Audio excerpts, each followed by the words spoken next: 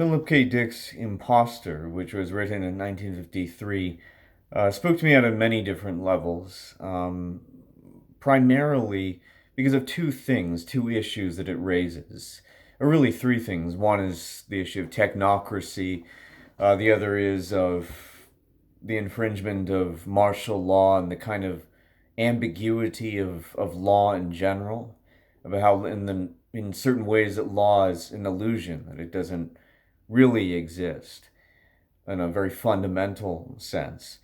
And I guess really the third thing is about the replacement of human beings with technology.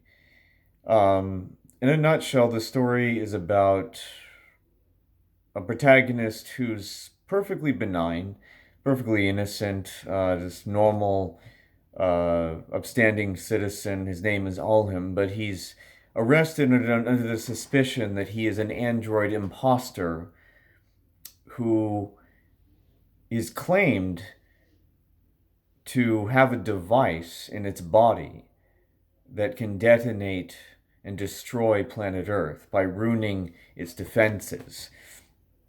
And of course, there's no due process. There's no normal kind of procedure that you would imagine that would allow anybody to draw these conclusions about him. But what happens is martial law steps in, and he's asked all of these ridiculous questions, and reality is of course twisted and contorted to fit whatever the agenda is, and then before he knows it, he goes from his life being perfectly normal to being in a total mess that he feels is almost impossible to get out of. And you feel very hopeless at the beginning of the story, the moment you get into it. And it's very complicated too. And like those Shakespearean plays, there's all these twists and turns and confusion of identities and not really knowing who is who. And it is brilliant, but it is extremely depressing. And it does bring to light a lot of things that George Orwell talks about in the book 1984. One of which is that, and these are actually the exact words, that laws don't exist anymore in this world. I mean, people are guaranteed certain consequences, certain infringements on their rights, but law indeed is an illusion.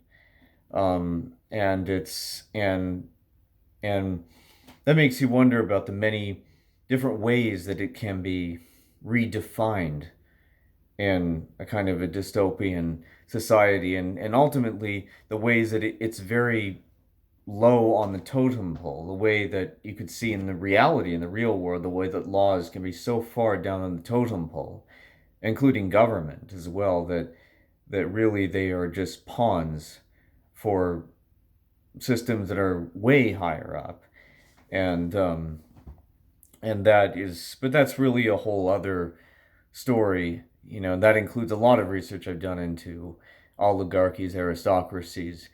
But I would say that really the main point is the issue of technocracy, which is something that I've brought up before, because indeed the only reason why people would have these suspicions about him is because technology has been, particularly AI, has been brought to such an advanced, such so sophisticated of a level that indeed he can indeed be mistaken for an android.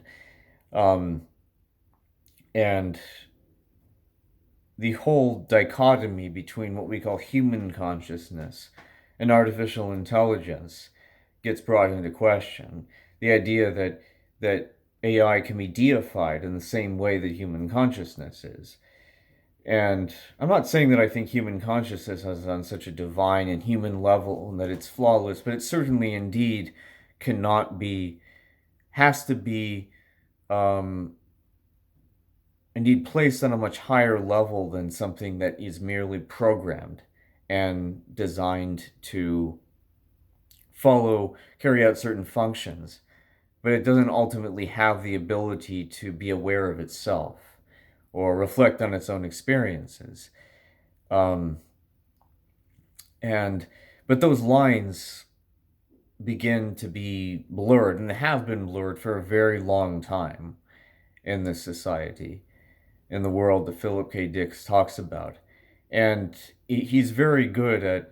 I was even chuckling about parts of it because it reminded me so much of many of the footage, as a lot of the videos, which I'm sure many have seen nowadays, of police officers questioning citizens and expressing weird suspicions about them that are unfounded and that don't make sense. Like the one where somebody was just driving along. It's just a nice evening, doing nothing practically, and the police officer said, "Are you doing all right? Or you seem a little off. We want to make sure that you're okay." And that points to a lot of the issues that Philip K. Dick is raising, which is number one, the absence of any due process, the emotionally founded suspicions, and then the ability to overstep certain boundaries or to avoid taking certain steps because it's really about trying to fulfill a much more selfish motivation, and you're trying to create either a confirmation bias or try to contort or force the reality around you to fit what you've already decided is true for everybody. But there isn't any interest in trying to evaluate things on an individual basis. And that, I think, is really the scariest thing about this novel, and that is indeed what you see in the book 1984 as well.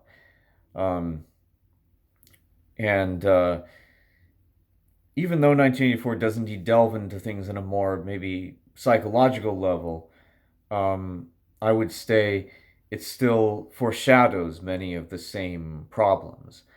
And I think that Philip K. Dick, as I've always mentioned, is fantastic at portraying a lot of the flaws that you could say exist in democracy, in the police force, and in government. It shows you how low and kind of how groveling that they can really be on the scale and the entire hierarchy that exists.